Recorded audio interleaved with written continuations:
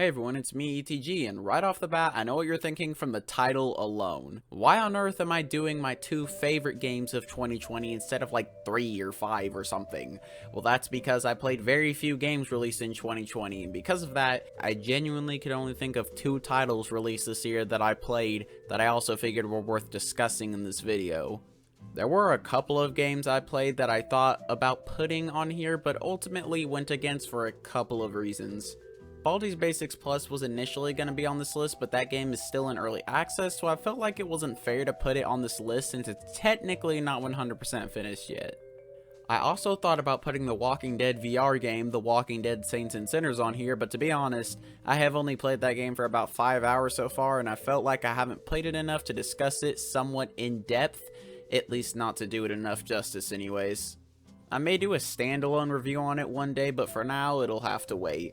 Whether or not I do a gameplay video for it as well will depend on if I feel like I can get a good video out of it or not. One other thing though is that for these 2 games I'll be discussing today, while yes, they both have their flaws just like all games do, I will only be going over what I liked about these games as I want this to be a positive video. Because let's be real, this year hasn't necessarily been the most positive year for fairly obvious reasons. So I want to try to end this year on a high note rather than a low one. If you want to contribute to the positive vibes, let me know what your favorite game or games were that released this year in the comments below, or just tell me something this year that you accomplished that you were really proud of. Whichever one works. But without further ado, let's get into it. Up first, we're going to talk about nearly everyone's favorite game this year. Animal Crossing New Horizons is without a doubt the biggest leap forward in Animal Crossing history. New Leaf was like, wow, you're the mayor now. You can place furniture outside and even go swimming. How cool is that? Then New Horizons came in like, yeah, but in this game you decide literally everything. Want to become an earth and or waterbender? Okay. Want to build fences wherever you want? Okay. Want to place paths wherever you want? Okay. Want to decide where every single building goes and be able to change it at any time you want?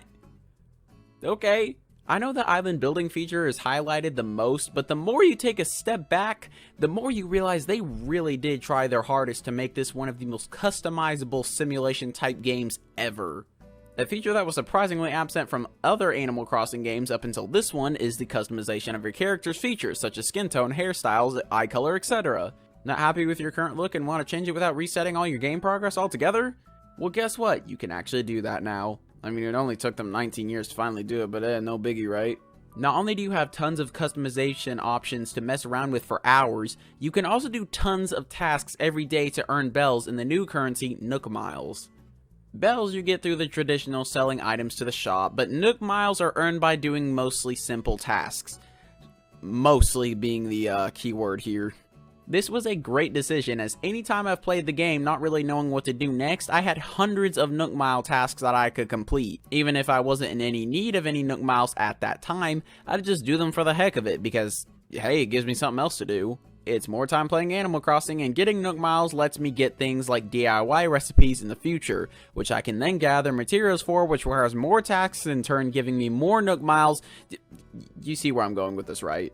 Animal Crossing New Horizons has possibly the best gameplay loop I've ever seen in a video game, period. I am not joking. You pretty much never run out of things to do in this game, and that is not an exaggeration. I feel like a lot of the times when people say you never run out of things to do in a game, usually it turns out they just mean it has so much unlockable content that it'll take you a while to get bored of it. As of where Animal Crossing New Horizons, you quite literally never run out of things to do, especially considering the game is having tons of content updates as the years go on. I've put in close to 200 hours into this game since release, and I enjoyed every single second of it. I know some people have put in way more hours than that, but 200 hours in under a year for me personally, with how many games I play every single year, is nothing to sneeze at. Especially because of COVID. This is one of the few games I've paid $60 for, and it's the only one I can say that it was worth every single penny. I hope this game continues to bring in new fans of Animal Crossing as it has been so far, as it's been one of my favorite game franchises since I was 6 years old. Never played an Animal Crossing game? Give this one a shot, and I will promise you, you will not regret it. Well, probably not anyways. I can't actually promise anything, so I have to say that, so legally you cannot sue me if you don't enjoy it. Oh, and let's not forget the best feature in the game. You can poop. Game of the year.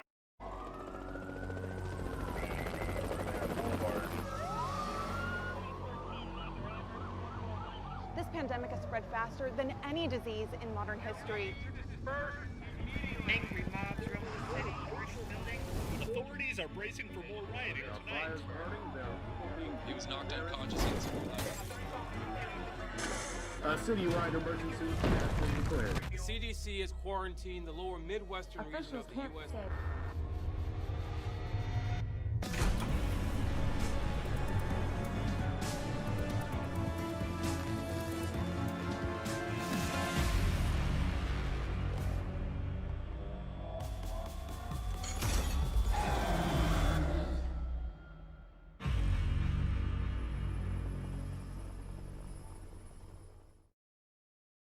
Resident Evil 3 Remake, to me, was one of the most heavily underrated games this year. There is so much I loved about this game.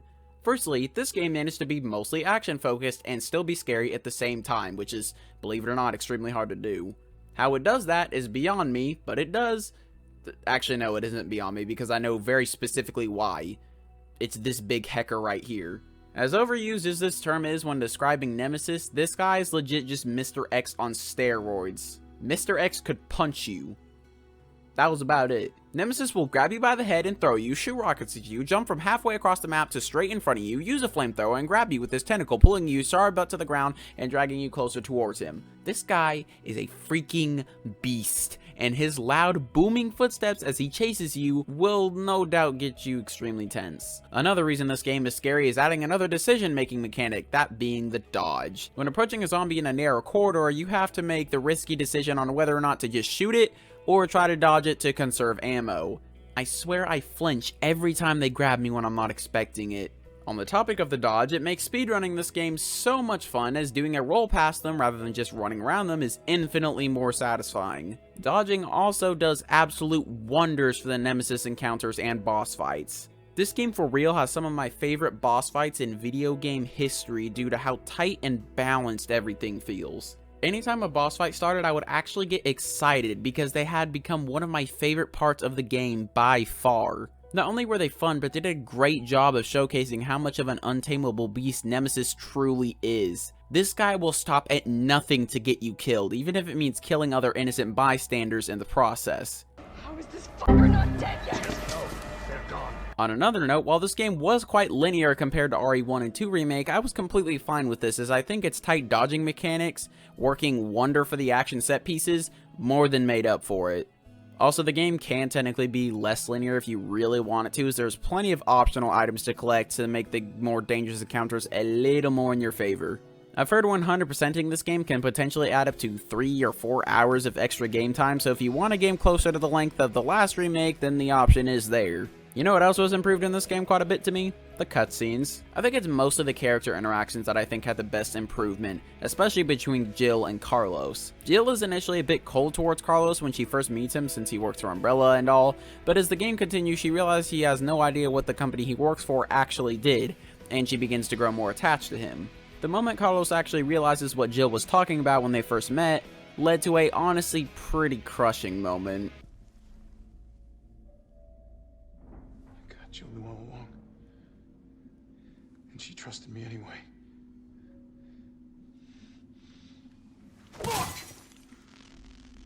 Oh yeah, and screw Nikolai.